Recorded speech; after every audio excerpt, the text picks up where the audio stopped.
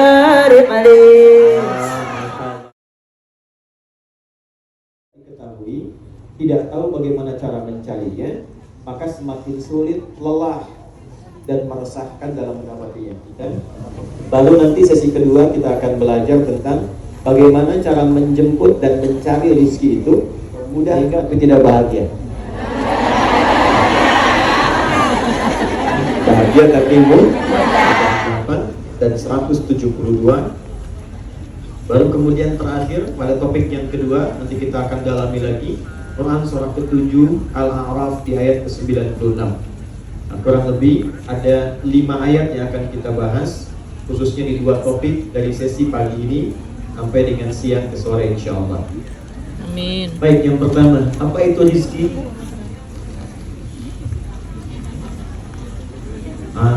Mau cari rezeki tapi tidak tahu apa itu rezeki, ya. Baik, yang penting rezeki itu bukan orang, bukan nama orang, bukan pemenang medali emas SEA Games yang angkat besi itu, ya. Bukan juga seorang pengusaha, tapi kita kembalikan ke ayat Quran surah ke-51 di ayat 22. Wa fis samai rizqukum wa ma tu'adun. Dan di langit telah aku tetapkan rezeki untuk manusia berkehidupan itu dan segala yang dijanjikan untuk memenuhi kebutuhan manusia di muka bumi. Yang terkait dengan kebutuhan kita itu bahasa singkatnya disebut dengan rezeki. Jelas? Paham? Nah, kalau sudah jelas baik ya. Jadi tersingkat dulu. Semua yang kita butuhkan untuk memenuhi tugas kehidupan di muka bumi ini disebut dengan apa namanya? Rezeki. Satu, saya tulis dulu ya. Saya berdiri. Ini nggak apa-apa, walaupun kecil, tapi nanti ada dokumentasi yang tertuliskan sehingga nanti kalau mau ditulis kembali bisa memudahkan. Baik ya? Baik, ini kelihatan di belakang? Memang belum saya tulis. Saya tulis baru kelihatan. Satu, rezeki. Baik, butuh tenang nggak? Butuh. Butuh nyaman nggak? Butuh. Maka ketenangan pun disebut dengan apa? Rezeki. Jadi rezeki jangan dipahami dengan uang saja. Karena ketenangan juga rezeki. Punya uang tidak tenang, tidak akan nyaman hidupnya. Saya ingin tunjukkan pentingnya rezeki berupa ketenangan karena banyak. Sini dulu tuh. Pelan-pelan ya. Anak cucu Adam itu manusia bukan? Manusia. Manusia itu namanya ada 5 dalam Al-Quran. Ada berapa? 5. Satu, ada yang disebut Bashar. Bashar 35 kali disebutkan dalam Al-Quran. Ba, sin besar, ra, bashar. Qul innama ana basyarum mithlukum. Bashar itu bentuk tampilannya yang indah, yang halus, yang punya kecenderungan biologis. Jadi tampilannya indah kalau laki-laki, perempuan kulitnya halus, laki-laki ganteng, perempuan cantik, tampilannya indah, menawan, itu bashar namanya. Oke? Nah, semua manusia yang diciptakan, baik jadi laki-laki, jadi perempuan, dibandingkan dengan makhluk lain, ini tampilan yang terbaik. Ini mata apa fungsinya? Melihat yang baik. Kenapa ada penting kalimat baik? Baik itu kan soleh. Soleh menurut Allah, ya itu baik menurut Allah disebut soleh. Kalau hanya melihat, kambing melihat, ayam melihat, elang dan penglihatannya lebih tajam daripada kita. Tapi mata hewan tidak dihisab, mata kita dihisab. Karena mata ini dihisab, maka Allah turunkan fungsinya. Lihat yang soleh-soleh, lihat yang baik-baik. Maka nanti turun ayat di Al-Quran membimbing bagaimana cara mata ini melihat yang baik. Ya, untuk ibu, Quran surah 24 ayat 31 misalnya. Wa qul lil mu'minati yaghuddna min absarihinna. Muhammad sallallahu alaihi wasallam ajarkan, viralkan kepada semua umatmu yang perempuan-perempuan, kalau sudah beriman, yakin dengan Allah sebagai Tuhan, buktikan imannya, masuk ke matanya, hanya boleh melihat yang baik saja. Kalau tidak, ya Fir'aun Fir'aun ya, catat tuh ya. Fir'aun Fir'aunnya. Fir'aun jahat tidak? Jahat.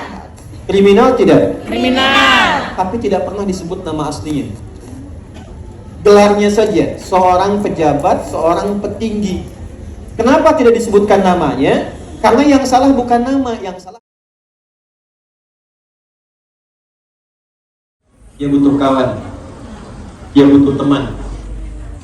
Karena itu nama ini memberikan pesan pada kita, catat ini dengan baik ya. Catat. Dimanapun kita berada, dimanapun kita berkehidupan, selalu membangun hubungan baik dengan orang-orang sekitar kita dan jadikan sebagai bagian dari keluarga.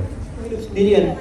Ibu pun ini yang dihimpun oleh majlis-majlis pengajian. Kalau sudah datang, ada database-nya, ada kehadirannya, persatukan sebagai keluarga. Jangan mandiri, satukan semuanya. Kenali tinggal di mana, minimal saling mendoakan secara total dalam kehidupan. Jadi kalau kita melihat kawan kita samping kanan kiri sebagai keluarga, pasti akan saling mendukung. Ya, saya turut mendoakan ya. Kemarin saya mengamati satu musibah dijadikan syahid oleh Allah Subhanahu wa taala. Salah satu syahid itu ada namanya syahid fis sama. Allah tetapkan syahid, ditetapkan walaupun tetap dimandikan, disolatkan tapi statusnya syahid. Di antara yang syahid itu adalah orang yang wafat dalam keadaan beriman dan mengalami musibah seperti tenggelam, kebakaran, dan saat dalam proses melahirkan itu statusnya syahid dalam pandangan Allah Subhanahu wa taala. Mudah-mudahan diterima amal ibadahnya. Amin. Ya Allah ya Rabbal alamin. Ini kalau sudah seperti itu tertib. Jauh dari Indonesia, tinggal di Hong Kong, nasnya dipakai. Kita nggak bisa hidup sendirian. Kita pun butuh berinteraksi dengan orang-orang lokal. Maka bersikap baik pada orang-orang yang ada di Hong Kong, menaati aturan yang ada di sini. Kalau itu sudah dilakukan dengan benar, ada jaminan dalam Al-Quran, maka kehidupan itu akan dijaga oleh Allah dengan cara yang tertib dan baik. Ditemukan di Quran surah ke-49 itu ayat ke-13.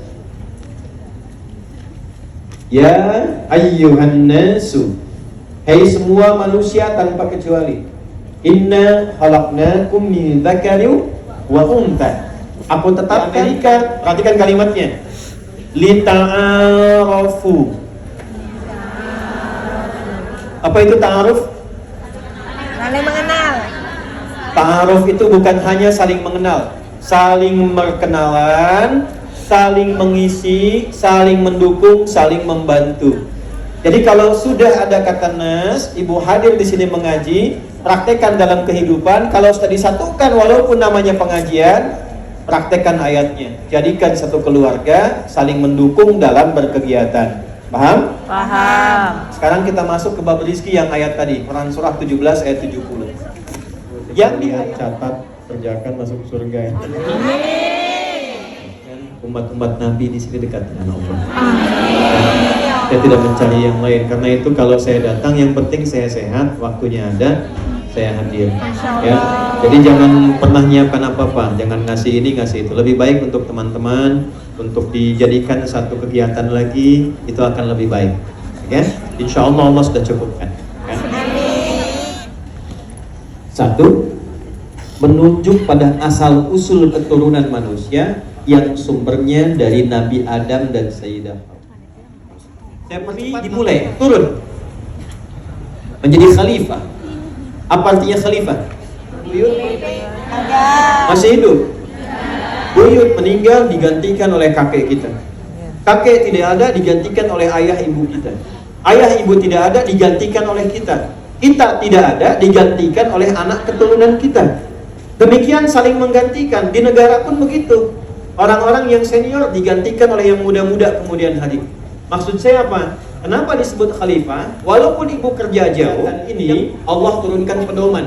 Kata Allah, Adam, Hawa, bawa tugas ini di bumi, aku siapkan pedoman disebut dengan hudan namanya. Apa namanya? Hudan. Saya tulis dulu ya. Hudan. Itu ada reporter satu namanya Hudan.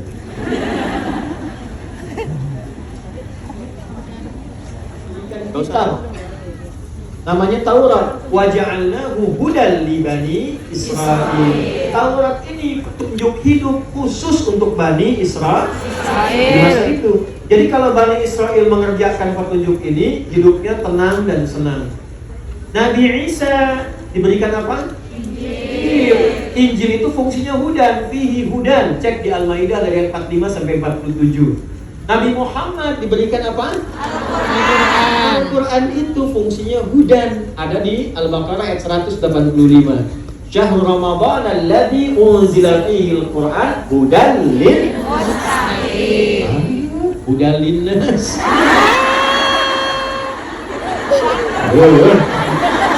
Salah.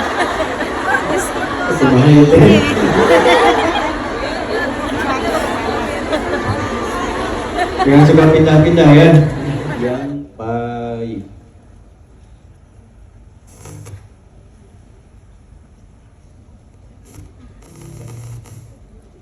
Cari pekerjaan yang baik. Baik itu ada 5 nama. 1. Thayyib. 2. Khair. 3. Ma'ruf. 4. Ihsan. 5. Salih. Ya. 1. Thayyib. 2. Khair. 3. Ma'ruf. 4. Ihsan. 5. Salih. Jelas? Jelas.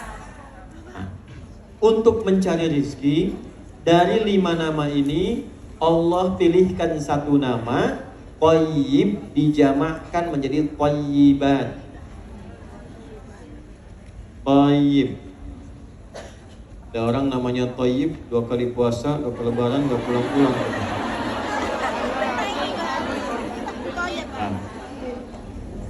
Jelas? Jelas. Nah, sekarang hari apa? Ahad. Minggu. Oh, iya. Ahad. Ya? Ahad. Baik, Ahad ada yang nyebut Minggu, ya. Nanti Senin, Selasa, Rabu. Kukira ini hari Minggu, ternyata nanti hari Rabu. Nah, kukira engkau menunggu, ternyata cari yang pekerjaan maksudnya.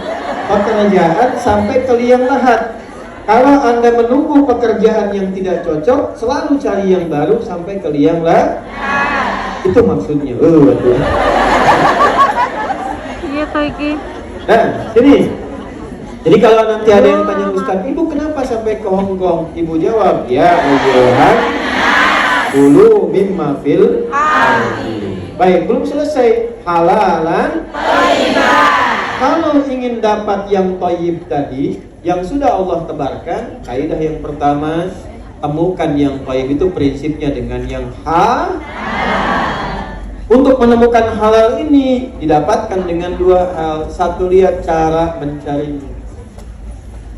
Apa lawan halal? Haram. Jangan sampai mencari rezeki dengan cara yang haram. Sepanjang yang haram dihindari, pasti dapatnya thayyib. Amin. Ya, kijang tuh, padahal uang korupsi. Ya, kalau ketahuan, makanya kalau sudah berbuat kejahatan yang besar, pasti melakukan yang kecil-kecil. Untuk menutupi kejahatan yang besar, minimal yang kecil-kecil. Mulai dari bohong, nanti muncul nyogok. Artinya apa? Hidupnya tidak tenang. Ibu jauh-jauh sampai ke Hong Kong. Kalau untuk cari yang haram, untuk apa?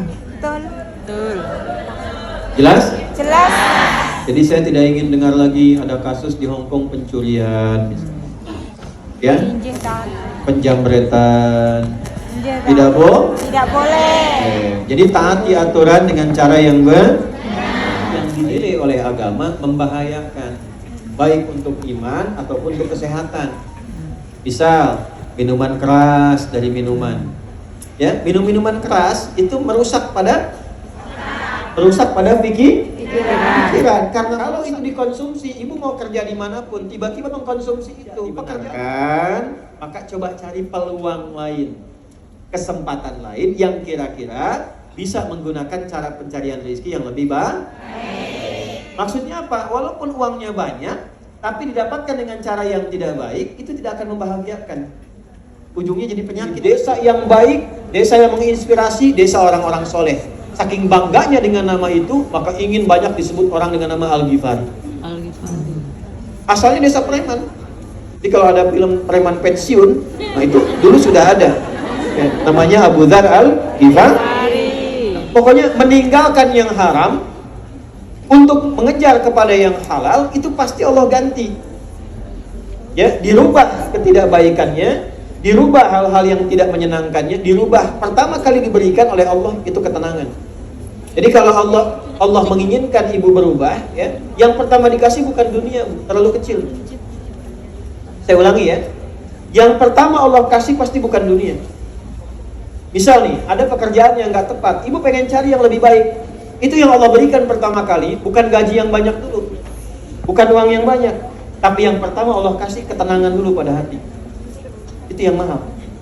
Nanti kalau hati sudah tenang, sudah bisa megang uang yang halal, sudah bisa menggunakan yang sedikit tapi berkah, Allah tambah tanpa batasan.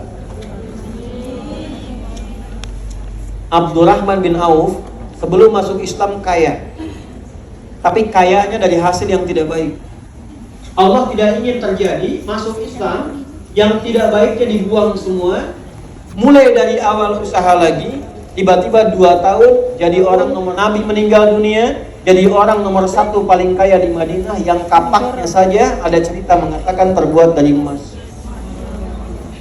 Ada kajian menghitung, saya waktu mendapatkan referensi menghitung itu kurang lebih valuasi itu nilai hartanya waktu itu, kalau dihitung sekarang itu jumlahnya 14.000 triliun.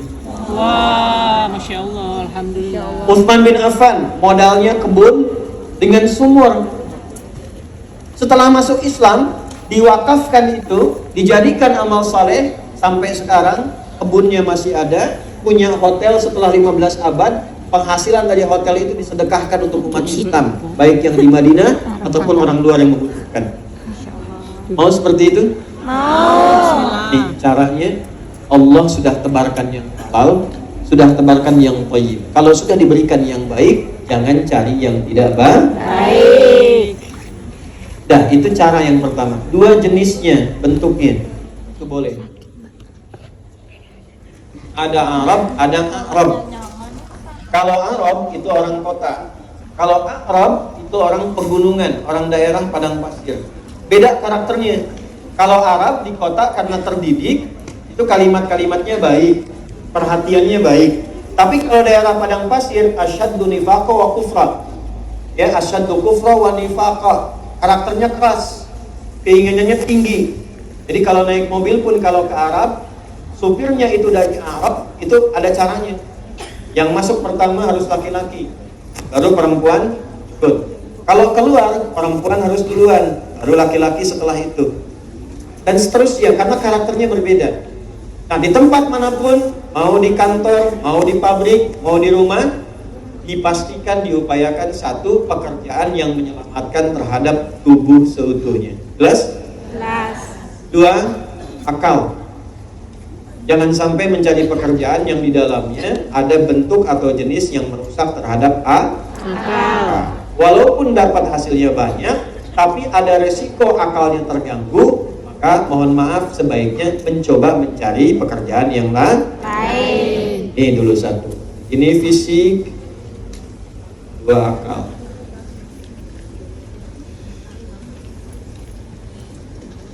Kerja di tempat minuman tapi harus ikut nyobain dulu misalnya. Nah, kan? Tempat-tempat tertentu. 3, iman. Apa? Iman. Ditawari gaji tapi harus meninggalkan Islam misalnya. Bekerja gajinya banyak tapi nggak bisa sholat misalnya. Iya. Ah ya? Betul. Halo? Halo. Ada yang begitu? Ada. Pilih mana? Gak ada pilihan ketiga, awas nih. Karena ini ujian iman, jawab yang betul. Pilih mana? 6.000 dolar Hong Kong tapi bisa sholat 5 waktu, atau 60.000 dolar Hong Kong tapi nggak bisa sholat sama sekali.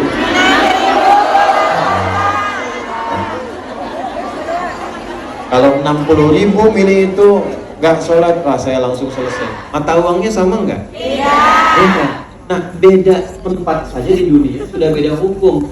Terus ibu mau pulang ke akhirat mau hukumnya sama? Kamu hukum akhirat beda. Ke alam kubur saja sudah beda.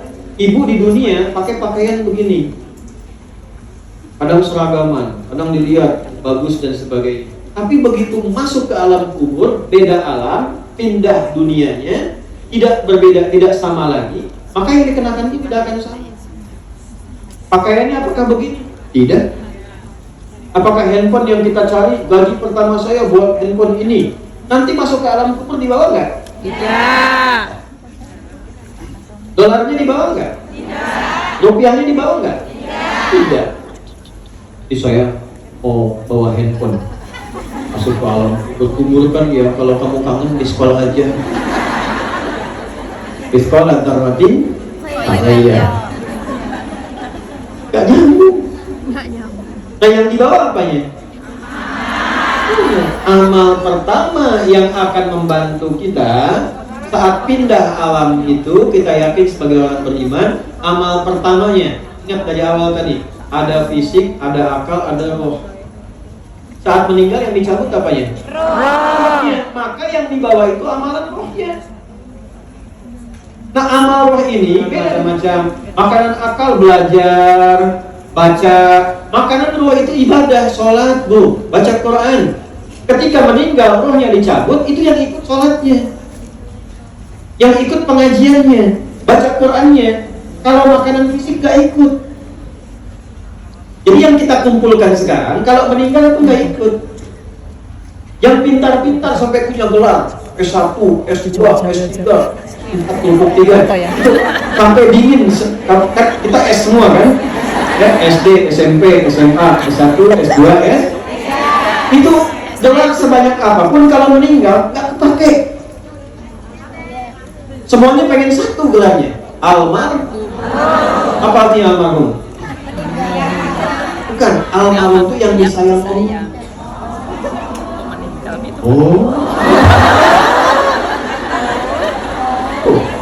Almarhum itu yang disayang, dari kata rahimah, almarhum yang disayang Allah. Ini nggak kenal Allah pengen sayang, nggak pernah sholat pengen disayang. Ya kenal Allah enggak, sholat enggak, baca Quran juga enggak, meninggal pengen disayang. Gimana? Ibu mungkin nggak sayang suami orang? Tidak, karena ibu nggak kenal. Kalau diberikan 10 menit saya ngaji, ya Allah, mereka mengatakan sebentar aja. Laula akhartani ila ajalin qarib, ya Allah sebentar, kasih diskon sedikit. Kalau bisa saya keluar, saya istighfar. Nah kita mumpung masih di luar, belum masuk. Kalau sudah masuk tidak bisa keluar. Nah pertanyaannya, sebelum masuk bekal apa yang dibawa masuk? Karena setiap pindah tempat mesti ada bekal. Ibu mungkin gak datang ke Hongkong kalau nggak bawa bekal. Nah, kan nggak bisa jalan kaki ke sini. Dari Sumenep ke sini jalan nggak mungkin, pakai pesawat dulu, ke Cengkareng dulu. Ya, dari Cimahi itu juga, dari Kudus itu juga, dari Kalimantan pakai pesawat dulu, mesti ada bekal, nabung dulu. Tuh. Sekarang mau masuk kubur nggak ada bekal, susah masuk. Gimana? Buka malaikat. Buka dabi mata terang ya. Dipukul di palu tuh. Dikasih hidup 70 tahun nggak kenal Allah. Ada anak 3 tahun sudah bisa menyebut Allah. Allah, ya Allah, ya Allah. 3 tahun mau disuntik, astagfirullah katanya tuh. Ada orang 30 tahun dikasih hidup nggak bisa nyebut nama Allah. Jelas? Jadi jangan sampai jauh-jauh ke Hongkong, rizki di dunia dicari-cari, persiapan kubur rizkinya tidak dicari. Jadi harus seimbang. Betul, kerja yang bagus, gaji bagus, tapi pekerjaan akhirat pun harus dikerjakan untuk bekal pulang. Maka yang pertama yang harus kita kaji, pencarian rizki itu carilah rizki yang membuat kita abadi dalam hidup. Dunia sebentar, akhirat selamanya. Nah, jadi kalau orang cerdas dia akan mencari bekal untuk hidup selamanya. Kalau di dunia, maaf ya, kaya sementara, kalau meninggal hilang kayanya. Kalaupun cukup, orang sebut miskin sementara. Kalau meninggal bekal akhiratnya banyak, kaya akhiratnya. Jadi bekal yang pertama, satu, untuk mencari rizki yang halal tadi, maka dibagilah kepada dua bagian, cara dan bentuk. Caranya harus halal, bentuknya harus biasanya suka lupa. Kalau sudah lupa suka nggak ingat. Ya, mohon maaf nih. Mohon maaf. Yang kita butuhkan untuk tubuh, untuk akal, untuk roh. Biasanya banyak orang mencari rezeki untuk tubuhnya saja. Satu ya. Masih ada waktu?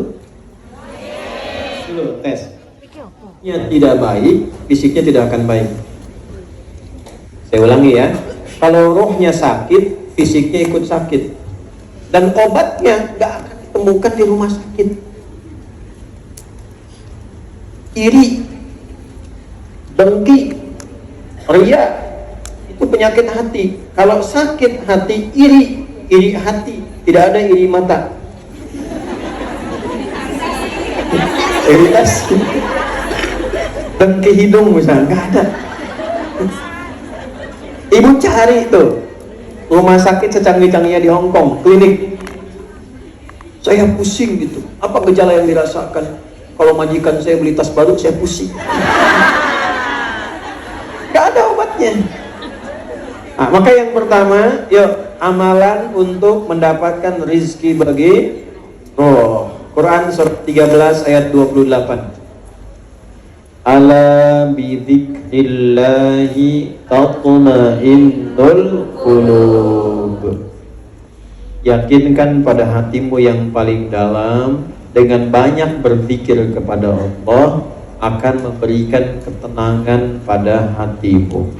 Jadi rizki yang paling tinggi untuk roh, untuk kalbu kita adalah ketenangan. Tadi yang pertama ditulis, rizki pertama untuk kebutuhan kalbu, yaitu ini langsung Allah yang sampaikan. Ini intinya. Ala wa inna fil jasadi mudghatan idza salahat salahal jasadu kulluhu wa idza fasadat fasadal jasadu kulluhu ala wa hiyal qalb. Ada inti kehidupan manusia, kalau itu tenang, yang lain baik semua. Kalau ini enggak tenang, rusak kalbunya, maka semua tubuhnya pun akan rusak. Di sini intinya. Nah, amalan untuk ketenangan kalbu itu hanya satu. Karena yang menguasai kalbu itu Allah, yang mencipta Allah, di dalamnya ada roh yang punya Allah, yang tahu siapa Allah. Kata Allah, amalan kalbu itu adalah zikir.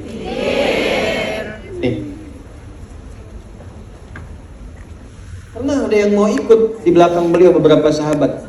Ya, pernah ikut tuh di belakang beliau. Ternyata rakaat pertamanya begitu 100 ayat Al-Baqarah ditunggu mau ruku, nyambung sampai selesai.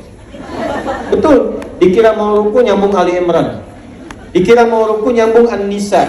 Begitu selesai 5 juz 4 halaman kurang lebih, rakaat pertama 5 juz 4 halaman kurang lebih, ruku rakaat pertama. Besoknya nggak ada lagi yang ikut. Nah, maka mulai dengan apa? Tahajud dulu. Nah, tahajud pun kalau bisa jangan terlalu awal. Kalau baru mau memulai ya, belum terbiasa, dekatkan ke subuh. Misal subuh jam berapa tadi?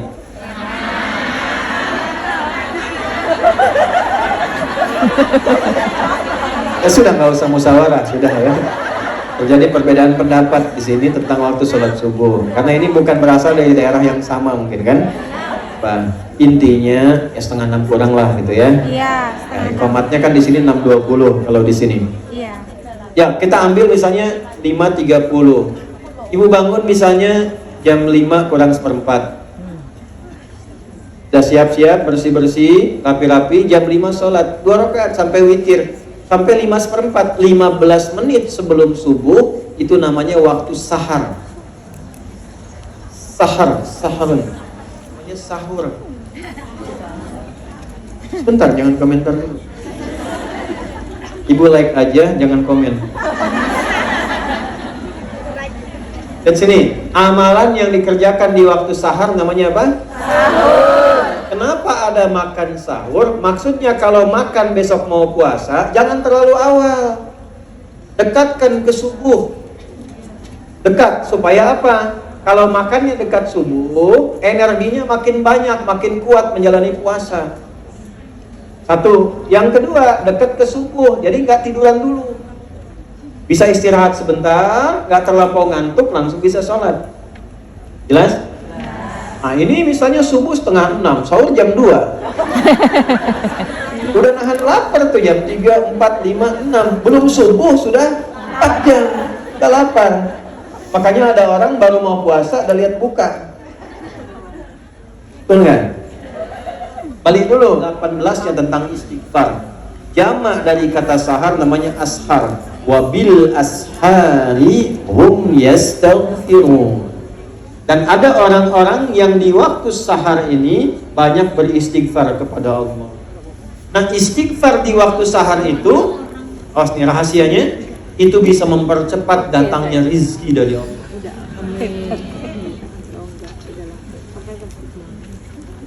Dan jadi ayat 18-nya tentang istighfar, ayat 22-nya tentang rizki. Jadi kalau bisa, ya malamnya bangun dulu. Tadi jam 5 kurang seperempat, jam 5-nya sholat walaupun 2 rakaat. Setelah itu witir, istighfar. Apa kalimat istighfarnya? Bacaannya apa? Nah, kalau mau singkat, satu aja. Astaghfirullahaladzim. Astaghfirullahaladzim. Dan kalau ingin istighfarnya itu sekaligus menggugurkan dosa, diampuni dosa-dosa yang sebelumnya pernah dikerjakan. Ini ada ijazahnya langsung dari Nabi nih. Astaghfirullahaladzim alladzi la ilaha illa huwal hayyul qayyum wa atubu ilaihi. Gus. Itu ya. Kalau bisa astaghfirullahaladzim alladzi la ilaha illa huwal hayyul qayyum wa atubu ilaihi. Jelas? Jelas. Baca itu sampai datang waktu subuh. Di alarm aja. Kasih alarmnya azan misalnya, karena kan jarang terdengar sampai ke rumah kan. Baik. Nggak ada azan kan? Dan ibu nggak harus azan sendiri. Pakai aja suara alarm pas jam sekian azan. Berhenti, siap-siap waktu subuh. Istighfar yang dilakukan saat berbuat salah. Nanti dalilnya Quran surat Nuh ayat 10.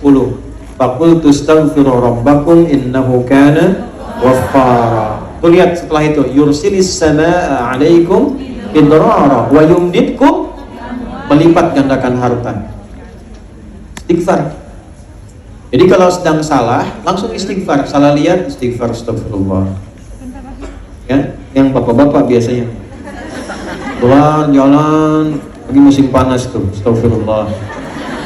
Astagfirullah tuh langsung paling ya, astagfirullah. Astagfirullah. Nah itu dibalas oleh Allah, diperintahkan malaikat catat ganti dengan rizki. Jadi berpaling dari yang salah diberikan yang soleh, dan ternyata tambahannya ditambahkan rizki oleh Allah. Itu rahasianya tuh. Jadi istighfar, taubat dari kesalahan, taubat dari dosa, itu mendatangkan ampunan sekaligus pemberian rizki. Nah, satu, istighfar menjelang subuh. 2, istighfar saat berbuat salah. 3, istighfar dalam setiap kesempatan. Tidak dibatasi waktu. Bisa nunggu ustadz kajian banyak istighfar, astagfirullah, astagfirullah, astagfirullah. Di jalan perjalanan istighfar, astagfirullah, astagfirullah, astagfirullah. Yang ketiga ini yang paling dahsyat. Kalau sudah terbiasa pada yang ketiga, maka datanglah cinta Allah.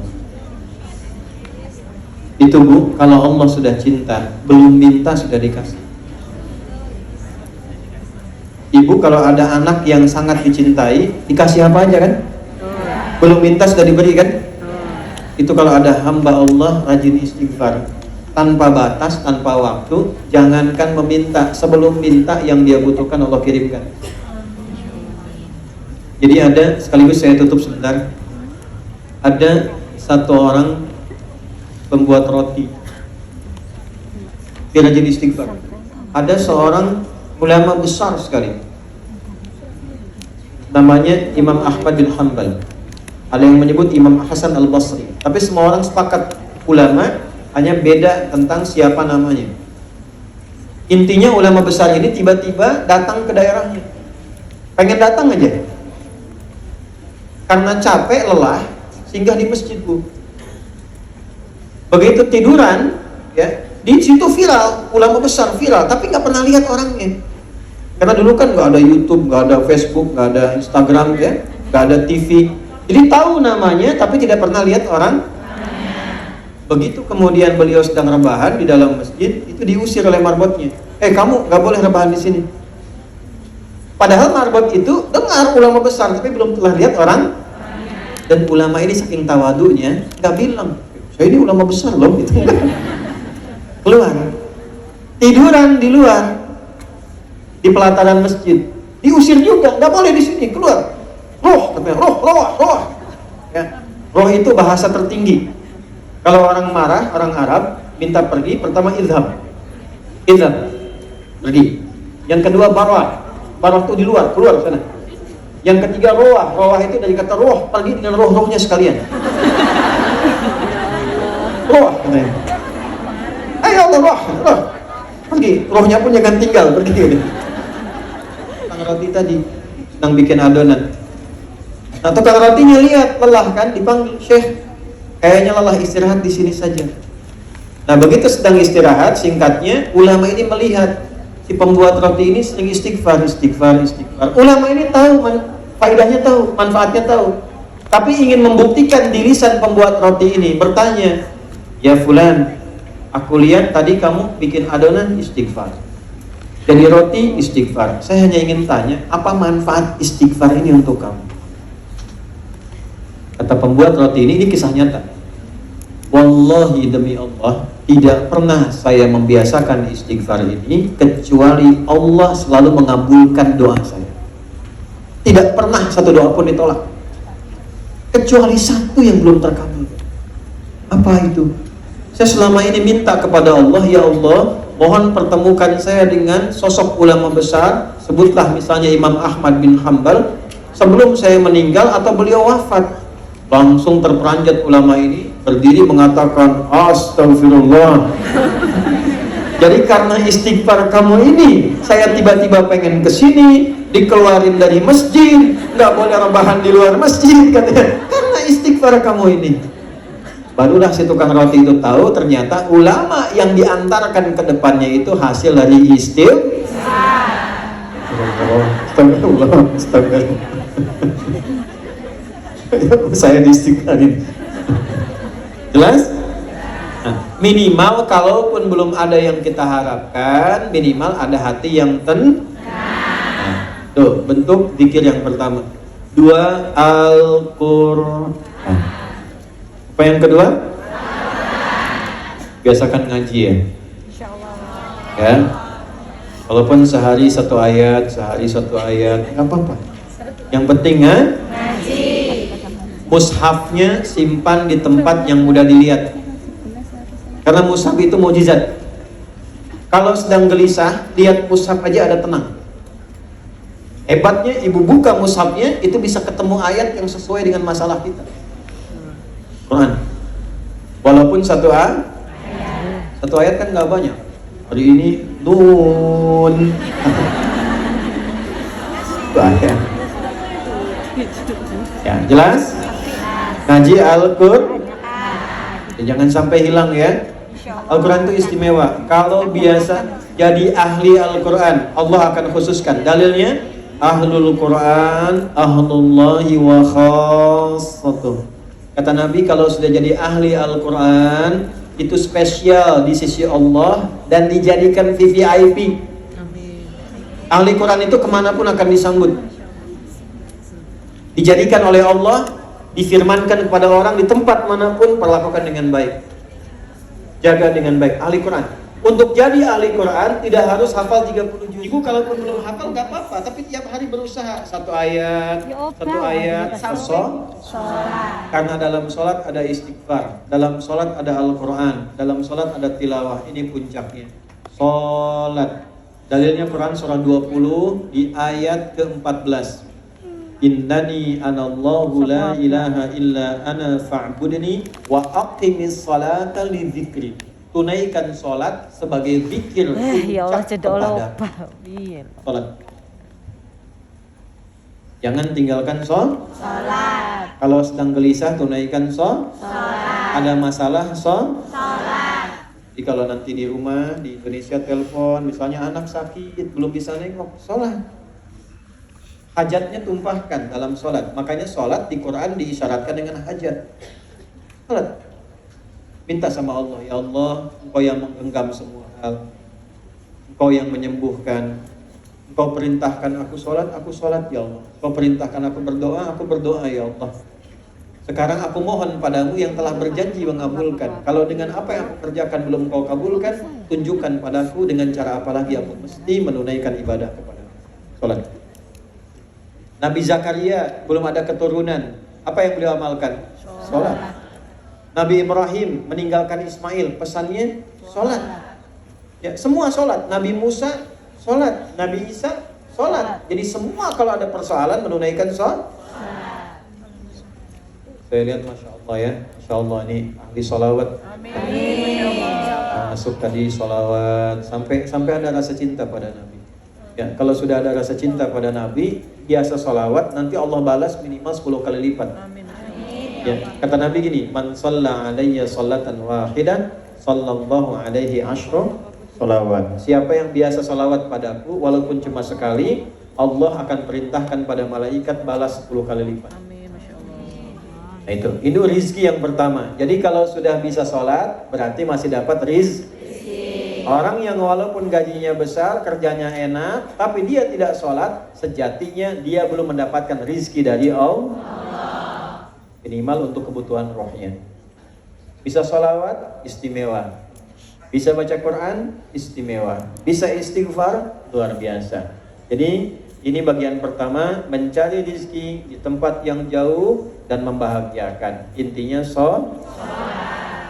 Tuh. Sudah capek?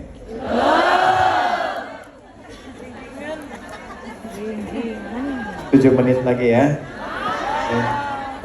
Zuhur jam berapa zuhur? Jam 1. Masih ada waktu ya. Maksud saya 7 menit kita jeda dulu, tanya jawab.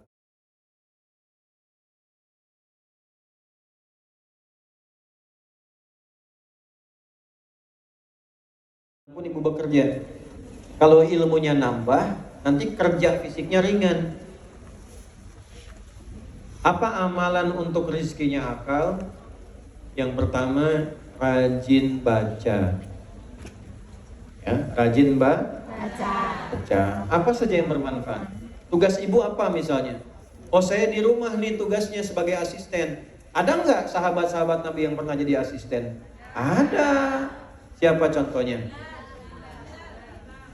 Ya, coba angkat tangan. Siapa? Sahabat Nabi yang pernah jadi asisten. Bilal. Siapa lagi? Ada yang dewasa, ada. Di antara yang dewasa itu ada yang namanya Anas bin Malik. Itu dari remaja sampai dewasa, kurang lebih 20 tahun asisten Nabi. Tahu nggak apa yang terjadi? Anas ini punya ibu namanya Malikah. Pelan-pelan ya. Ibunya siapa namanya? Malikah. Single parent. Datang ke Nabi mengatakan, ya Rasulullah, saya punya anak cekatan nih, bisa jadi asisten Nabi. Oleh Nabi diangkat jadi asisten. Jadi asisten Nabi selama 20 tahun. Didoakan oleh Nabi, umurnya panjang, hartanya berlimpah. Sepeninggal Nabi termasuk jadi sahabat yang kaya, orang kaya, umurnya panjang, keturunannya banyak. Anda bayangkan? Kebayang tidak? Tidak. Saking dahsyatnya itu. Ya, tugas asisten jadi asisten rumah tangganya Nabi selama 20 tahun sepeninggal Nabi, dan termasuk jadi orang paling kaya, umurnya panjang lewat 100 tahun, keluarganya sejahtera. Nah, apa yang dikerjakan oleh Anas ini? Beliau menghidupkan akalnya, belajar dari keistimewaan Nabi. Jadi kalau ada ibu yang bertugas misal ya, di rumah tertentu, atau di kantor tertentu, di pabrik tertentu, jangan hanya mengerjakan tiap hari begitu, belajar juga apa sih profesi dari majikan saya ini. Ya, pelajari kegiatannya, pelajari misalnya ilmunya sedikit-sedikit dengan bertanya, gak apa-apa, nanya aja. Sambil mengerjakan apa yang dikerjakan, nanya pelan-pelan. Nanti tanpa disadari, setahun itu punya pengetahuan yang meningkat, bakatnya naik. Sudah paham apa yang harus dikerjakan. Nah, kalau akalnya itu meningkat, biasanya pekerjaan fisiknya jadi berkurang. Atau yang kedua, minimal baca. Ya, baca apa aja, tambah baca supaya pengetahuan meningkat. Apa yang dibaca, yang kita butuhkan. Bisa tinggal di tempat-tempat di Hong Kong dan sebagainya. Jadi kalau misalnya ada nih koleganya majikan dari luar datang, Anda bisa cerita, ini ada tempat bagus di sini begini. Kalau yang di sini tempatnya begini, aturan di sini begini. Itu ketika pengetahuan kita makin banyak, derajat kita makin meningkat. Ya cukup dengan amin, baca. Yarfa'illahu alladhina amanu minkum walladhina utul ilma. Nah, tambah pengetahuannya, tambah ilmunya. Ibu tinggal misalnya puluhan tahun, belasan tahun, atau bertahun-tahun di Hong Kong, tapi nggak kenal daerah Hong Kong. Kenali dulu. Tak kenal maka ta'aruf. Nah, tidak harus selalu sayang. Nah, ibu kenal suami tetangga kan tidak langsung sayang, itu kan nggak boleh. Ta'aruf, kenali. Ta'aruf tuh kenali, ya. Jelas? Di akal itu rizki akal dengan ilmu. Ilmu diraih dengan membaca dan pengalaman. Yang kedua ilmu. Tambah belajar pinan. Jauhan. Saya tinggal di minoritas, menjaga waktu sholat, bergaul dengan tetangga yang non muslim seperti apa yang baik. Ya, jelas? 3 masuk pada yang fisik nih. Amalannya apa nih yang ilmu? 1 doanya saya coba ajarkan doa dari Al-Quran ya. Ini ijazahnya, singkat saja.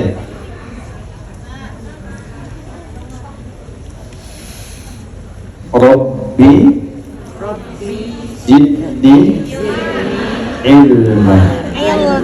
Sudah? Rabbi zidni ilma. Sampai situ dulu ya. Wa qul rabbi zidni ilma. Itu aja, Rabbi zidni ilman, Rabbi zidni ilman. Kalau mau ngaji, baca itu dulu, Rabbi zidni ilman. Kalau mau tambahkan warzuqni, ya Allah, tambahkan padaku selalu pengetahuan dan berikan kemampuan untuk memahami. Karena ada yang nambah ilmu tapi tidak paham. Nah, itu bahaya. Pelan-pelan. Jadi yang kedua, rizkinya akal itu dengan ilmu. Jadi selama di Hong Kong, pelajari tempat-tempat, ibu catat. Tempat ini ada ini, beli ini ada di sini. Nanti kapan-kapan misalnya ada tamu, ada siapa, atau ada kolega dari tuan rumah, nanya-nanya, ditanya, kita nggak kaku, tahu. Jelas? Itu kalau sudah seperti itu, dianggapnya level kita naik nantinya. Nah, kalau sudah naik pengetahuan banyak, itu bisa mencari tempat yang lebih lagi yang sesuai dengan pengetahuannya. Rizkinya pun akan otomatis naik. Jelas sampai sini? Kalau bukan ibu, siapkan anak-anaknya. Anda boleh bekerja apapun, tapi siapkan anak memiliki derajat yang lebih tinggi dari orang tuanya. Jangan sampai anak putus sekolah. Kalau bisa sekolahkan yang tinggi, sampai sarjana, sampai lulus, itu ada kebanggaan luar biasa. Ya. 3. Rizki yang sifatnya fisik. Nih. Tadi sudah ya, amalannya sudah, bacaannya sudah. Rizkinya fisik, karena masuk pada bagian yang ketiga. Segala yang dikonsumsi yang sifatnya halal. yang dimakan, yang diminum, yang dipakai.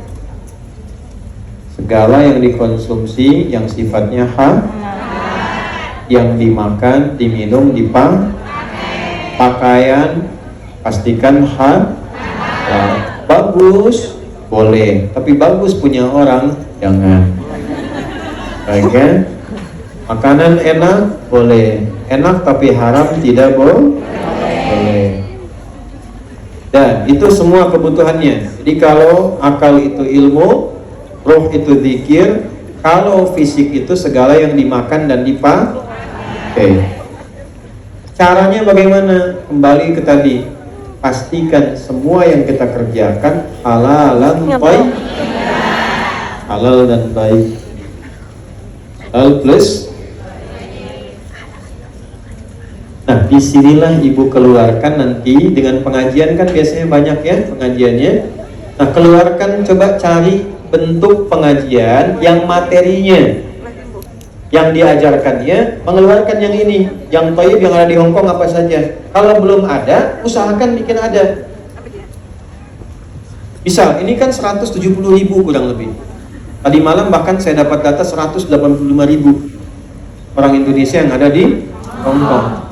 Kalau misalnya 80% itu muslim, butuh makan kan? Ya, kenapa nggak diupayakan misalnya bikin kayak kantin untuk orang-orang Indonesia yang muslim misalnya, cari makanan yang halal. Artinya ada peluang kan? Peluang untuk masak, peluang untuk bikin restoran, peluang untuk macam-macam kebutuhan. Ini kan butuh berpakaian yang bisa digunakan untuk sholat kan? Berarti ada peluang kan? Peluang untuk jual pakaian yang baik, yang syar'i dan sebagainya. Ada perangkat-perangkat yang bisa digunakan. Nah, itu apa yang bisa dilakukan? Kalau tidak dengan komunitas ini, bisa berkomunikasi dengan yang Hongkongnya siapa? Bekerja sama dan sebagainya. Nah, di luar itu, hal-hal yang umum silahkan cari. Ya, dicek. Makanya tadi saya katakan yang nomor 2 itu, kenali di sini mana saja pekerjaan yang halal, mana saja pekerjaan yang thayyib. Ada yang sifatnya halal tapi belum tentu thayyib. Ada yang thayyib tapi belum tentu halal. Maka dicari halal dan thayyib. Jelas sampai sini? Iya. Ini sudah saya terangkan tadi cara mencarinya. Kalau 3 ini digabungkan, hasilnya luar biasa. 58 di ayat yang ke-11. Yarfa'illahu alladhina amanu minkum walladhina utul ilma darajat. Allah akan angkat derajat, status, tanpa ibu harus update status. Mau di Facebook, mau di Instagram, mau dimanapun, Allah yang update langsung, diangkat statusnya sepanjang syarat ini terpenuhi. Imannya dijaga, ilmunya bertambah. 2 ini dipakai mencari rezeki, maka kebahagiaan itu tidak harus dikejar, dia akan datang dengan sendirinya. Ya kan? Jadi mulai hari ini Anda bisa buat status bahagia itu sederhana jika aku kenal Allah. Ya? Kan orang banyak bahagia itu sederhana, bisa minum teh di atas gunung Rinjani, ya kan? Naiknya aja susah gitu kan? Bahagia itu sederhana, bisa makan nasi uduk di atas menara Hongkong, ya kan? Datangnya jauh. Ya, bahagia itu sederhana ketika aku bisa bahagia itu sederhana ketika lisanku bisa berzikir. Bahagia itu sederhana ketika pekerjaanku halal dan maka silahkan rasakan bedanya, bedakan rasanya dan pasti terasa. Cukup? Ya, ada yang mau ditanyakan? Ya, ini nanti beda sesi ya, beda orang lagi. Oh begitu, ya baik, mohon maaf. Saya tidak tahu ya kalau bergantian ya. Nanti ustadznya gantian juga nih. Nanti baik. Materinya beda atau sama? Oh kalau sama diputar. Kan nanti ditambahkan ya materi keduanya. Ayo, mau hafalan Quran? Saya hapus dulu ya. Bulat, kebayang? Ah, yang penting kebayang. Ini ya. Maaf ya. Kelihatan sebelah sini ya? Ini udah 2 jam imannya naik tuh. Ya. Belum saya tulis udah kelihatan. Alhamdulillah. Daerah situ 2 jam sudah semakin bercahaya tuh. Nah, pantulan lampu dari atas. Nah, kotak dibagi 2. Ada kotak, tengahnya disekat gini, dibagi 2. Yang ini kita tuliskan misalnya kanan. Apa ini? Yang ini? Yang ini? Nah, ini kan? Yang ini? Ini kalau ada atas, kemudian yang ininya paling bawah. Kalau saya tunjuk yang di sebelah sini kanan, yang paling atas. Ini kanan apa? Atas. Kalau ini? Kalau ini? Nah, kalau ini? Kiri atas. Kalau ini? Kalau ini? Oke, sekarang nanti kita akan lihat ya, dalam 5 menit kita belajar. Yang penting tahu ini dulu. Ya, saya ulangi. Dari kotak ini saya bagi 2. Ini apa? Ini apa? Ini? Bagus. Sekarang kita ambil surat yang paling panjang di Al-Quran, termasuk yang paling sulit. Al-Baqarah ya. Kalau An-Nas kan gak hafal. Ya, Al-Baqarah. Yuk kita ambil, karena waktunya terbatas, 5 ayat saja dulu ya. Ayat 1 sampai 5. Walaupun mungkin ada sebagian yang hafal, tapi saya mau tunjukkan hafalan ini dengan posisinya, dengan nomor ayatnya. Ya, jadi begitu dibaca, kebayang Qurannya. Jadi membaca Quran walaupun gak kelihatan mushaf, mushafnya sudah ada di bayangan depan kita. Ini saya tuliskan sebelah sini. Ya, 1. Berarti ayat 1 sampai 5 berada di sebelah mana di mushafnya? Jadi kalau kita buka begini, misalnya di kiri. Kalau saya tuliskan di sini ada di mana? Di kanan. Jelas sampai sini? Pelan ya. 1 alif lam. Ya? 1 apa? 2 dalika. 2 apa? Dalika. Lihat posisinya. 3 di sini alladzina. Saya singkat dulu, alladzina yu'minuna bil. 4 walladzina pakai wa. Bedanya tipis, ini alladzina, ini tinggal pakai wa. Wal 5 ada di mana ini? Kiri bawah. Ulaika ala hudam min rabbihim wa ulaika. Perhatikan. 1 apa? 2 3 4 walladzina. 5. Baik, perhatikan ya posisinya, saya bacakan sebelum kita hafalkan. Ini ada di mana? Kiri. Baik. Yang bagian atasnya 1 apa? Alif lam. 2. Yang tengahnya alladzina. 4 5. Perhatikan kalau ingin menghafal nanti di ayat manapun, kalau ingin tahu posisinya ada di mana, lihat bagian atas dan bawah. Sisanya pasti di tengah. Jelas? Lihat atas dan bawah. Sisanya pasti di tengah.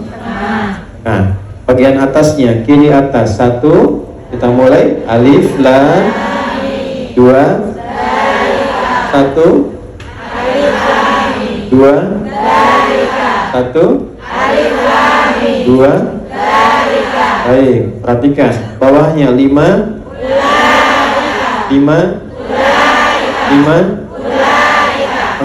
tengahnya cuma beda tipis. 2 3 4. Kan kita hapus ya. 1 apa? 2 3 4 5. Dari bawah diacak 5 4 3 2 5 1 3 5 1 2 Sekarang saya bacakan ayatnya, Ibu tebak ini surat apa, ayat berapa. Oke? Ulaika ala hudam mir rabbihim wa ulaika humul muflihun. Kamu surat apa? Ayat berapa? Posisinya? Masya Allah. Gampang kan? Gampang tidak? Coba. Alladzina yu'minuna bil ghaib. Surat apa? Ayat berapa? Posisinya? Tangannya kanan atau kiri? Gampang kan? Belum 5 menit udah apa? Ya udah tahu. Mana aja selama ini? Ya? Jadi selama di Hong Kong ngaji menghafal, begitu pulang sampai rumah sudah kumpulkan harta dan hafal Quran 35. Ya? Kalau kita di pesantren hafalannya nanti kalau udah tinggi pakai angka begini karena paling gampang. Ya, saya kalau misalnya ditanya, Ustadz, anak-anak ada berapa anaknya? La ika ada hudam ya Rabbi. Istrinya alif lam. Ada rencana poligami? Sadaqallah.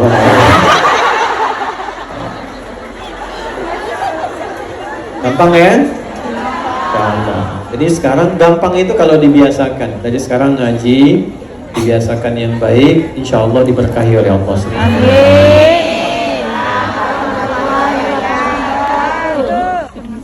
Nama saya Shelani, saya dari Brebes. Saya mau bertanya.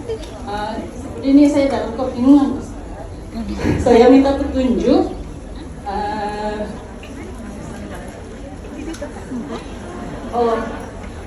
Allah.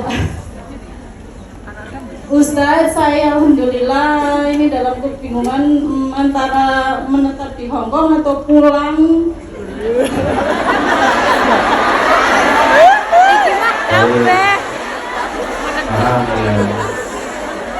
Waktu jadwal kerja saya kan jam 6:30 mulai kerja.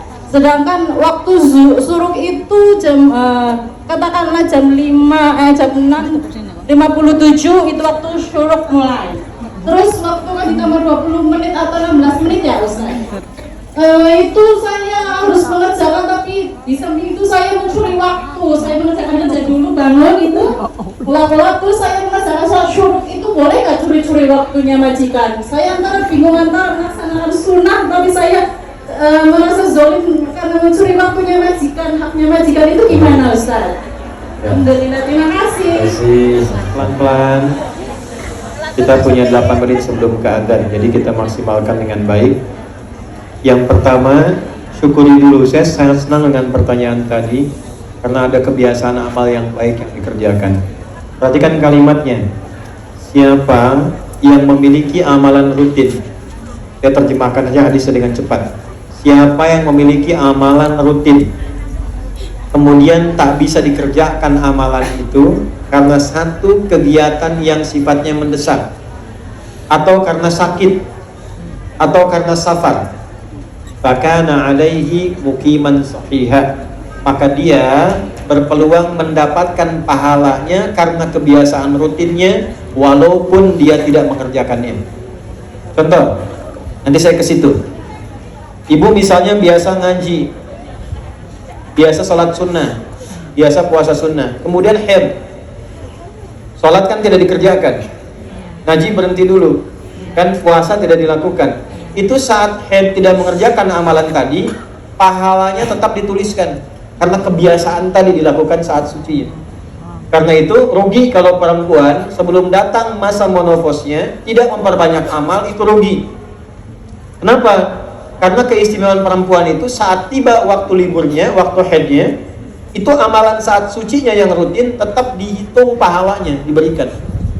Jadi kalau nggak pernah membiasakan itu, saat dia dalam keadaan tidak suci, pahalanya tidak mengalir.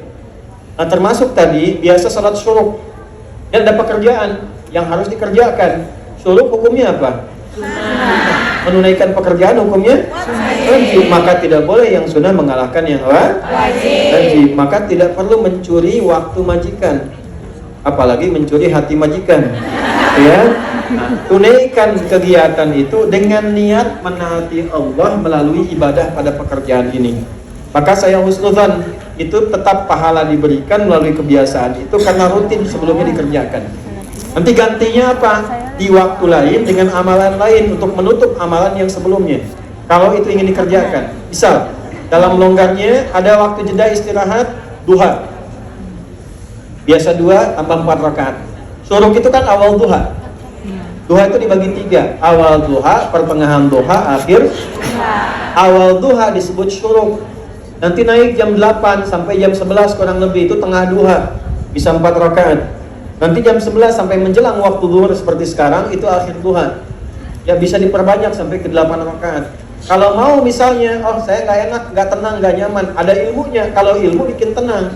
Saya biasa kerjakan, ada kewajiban. Ya Allah, karena ada kewajiban, saya nggak bisa kerjakan. Ya kan? Itu tetap pahala diberikan. Kalau kita ingin berikan ketenangan, tambah amalan misalnya, begitu dapat duha sedikit, saya tambah 2 rakaat. Pemalam saya tambah dengan tahajud. Jelas? Baik. Tapi yang paling penting bersyukurlah karena masih ada rasa untuk meningkatkan amal soleh. Itu yang mahal. Ya? Sedangkan sebagai istri kita tidak boleh berani sama suami. Cari lawannya.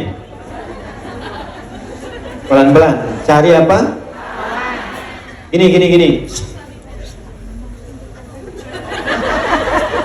Cari suami baru. Iya. Lihat sini. Sedih lawannya apa? Cemberut lawannya apa? Senyum. Kasar lawannya apa?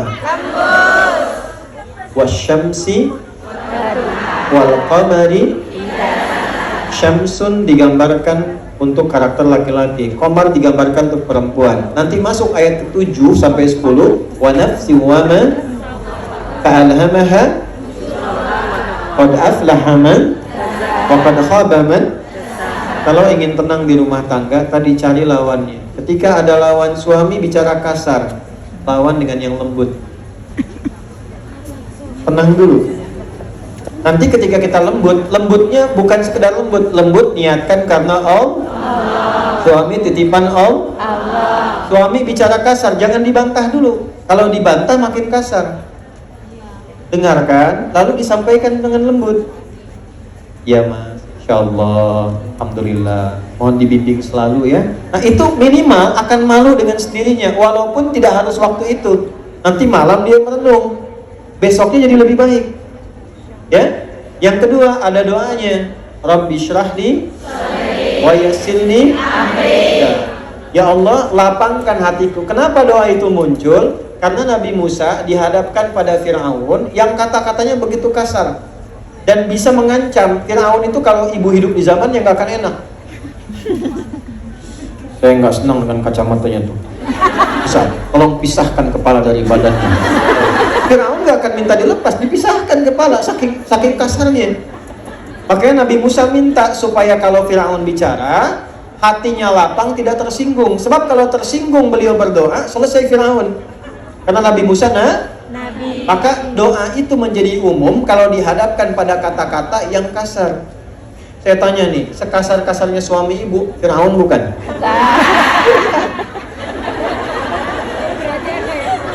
Jadi kalau bukan Fir'aun, sudah pasti Allah akan berikan tambahan kelembutan. Nah, bicara dulu, malam-malam sholat bilang, ya Allah, Engkau titipkan dia kepadaku, Engkau jadikan dia amanahku, mohon lembutkan lisannya ya Allah, seperti Engkau melembutkan lisan orang-orang yang lembut yang ada di muka bumi ini.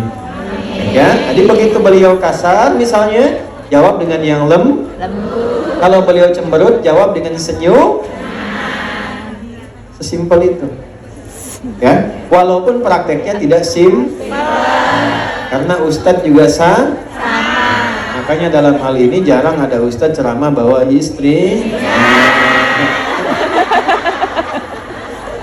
Kapan lagi bisa mengundang ustadz ke Hongkong kembali? Oh, baru datang sudah disuruh kembali. Boleh silahkan ya, dari Muhammadiyah, dari NU, dari macam-macam boleh silahkan. Kita bersilaturahmi. membangun kekeluargaan. Semua harus saling memperhatikan ya. Nah, kalau bisa di sini harus kompak. Muhammadiyah NU kompak. Ya, seperti di Korea sama-sama kompak. Saya datang semua datang bareng-bareng. Kalau sudah bareng-bareng sama-sama, insya Allah ridha Allah akan turun. 1 menit lagi ini. Gak apa-apa, nanti kertas ini saya bawa dihimpun. Kalau yang belum terjawab, saya yakin pertanyaan juga mungkin banyak. Tapi tidak semua waktu bisa menjawab.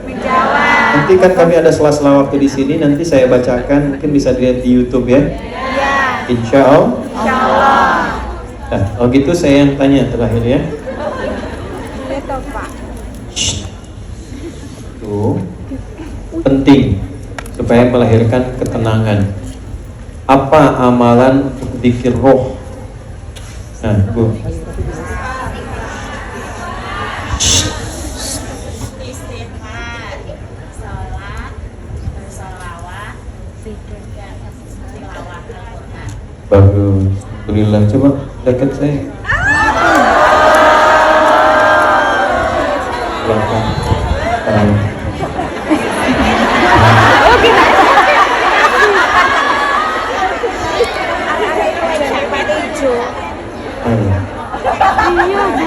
Ini untuk Ibu. Tolong ke belakang. Ya, itu kenang-kenangan aja. Tuh. Laki-laki sama Ibu. Iya, karena waktunya mau adzan ini. Ya. Pertanyaannya singkat saja. Rizki untuk fisik itu, untuk tubuh harus dicari dengan cara yang halal dan baik. Halal dan baik. Pertanyaannya ada di surat apa, ayat berapa? Surah Al-Mujadalah ayat 11. Iya, salah. Iya, Surat Al-Baqarah. Mana tadi? Yang pakai mic mana? Ya, Bu. Surat Al-Baqarah ayat 168. Ya, betul. Belakang. Ya. Alhamdulillah. Kita berdoa ya. Baik, mudah-mudahan doa kita diterima Allah SWT. Baik-baik. Ini hanya tanda saja ya. Isinya juga dikit gitu. Sama-sama bersamai. Jadi tidak perlu repot ya. Nah, jadi kita yang penting bisa belajar, diniatkan ikhlas, dan semoga Allah ridha pada kita semua. Allahumma nahmaduka hamdan syakirin, hamdan na'imin, hamdan yuwafi ni'amahu wa yukafi mazidan. Ya Rabbana lakal hamdu wa lakal syukru kama yanbaghi li jalali wajhikal karim wa li'azimi sultanik. Allahumma salli wa sallim wa barik ala habibika al-karim wa rasulika al-mustafa sayyidina Muhammadin wa ala alihi wa sahbihi ajma'in. Allahumma ighfir lana dhunubana ya Allah fa innaka anta khairul ghafirin. اللهم اغفر لنا ذنوبنا يا رب وكفر عنا سيئاتنا وجنبنا من كل المعاصي ما لا تحبها ولا ترضاها لا تدع لنا في مقامنا هذا ذنبا الا غفرته ولا هما الا فرجته ولا دينا الا قضيته ولا عسرا الا يسرته ولا مريضا الا شفيته ولا حاجه من حوائج الدنيا والاخره فيها لك رضا وفيها لنا الصلاه الا قضيتها يا ارحم الراحمين. Ya Allah, bila ada pendosa di tempat ini, mohon ampuni segala dosa-dosanya. Bila ada yang sedang gelisah, mohon tenangkan hatinya. Bila ada yang sakit, mohon sembuhkan penyakitnya.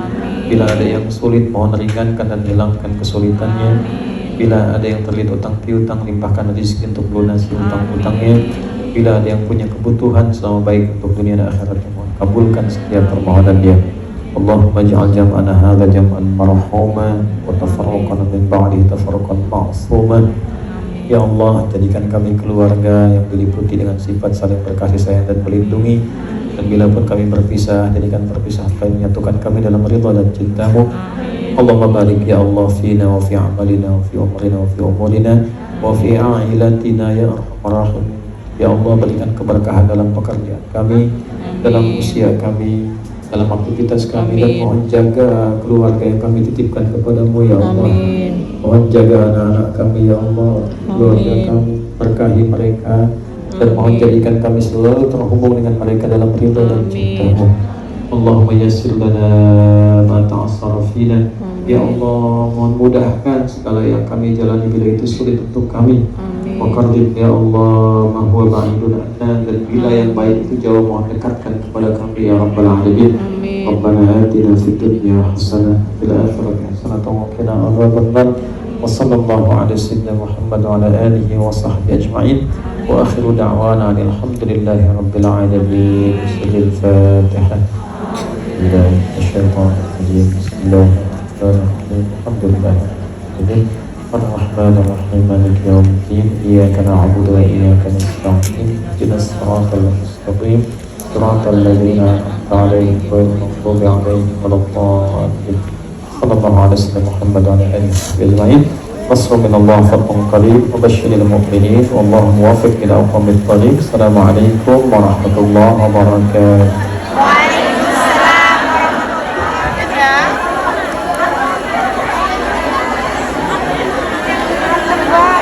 Alhamdulillah, demikian pengajian kita bersama guru kita tercinta pada sesi pagi ini. Alhamdulillah berjalan dengan lancar tanpa langsung apapun. Mari kita bersama-sama tutup dengan kafaratul majlis. Subhanakallahumma wa bihamdika asyhadu an la ilaha illa anta astaghfiruka wa atubu ilaik. Saya sebagai pembawa acara, apabila ada kekurangan atau perkataan yang berhubungan dengan hati untuk Ustadz Adi. Masya Allah, tabarakallah, ini sesi siang Nggak lihat.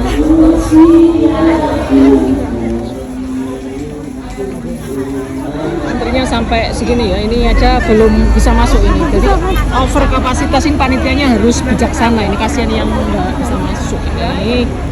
Sampai sini nih. Belum bisa masuk ini teman-teman. Telat ini mbak ini. Panitia nih selesai. Ini sudah full ini. Nggak bisa masuk, terus ngaji nih ketutupan pintu piye iki.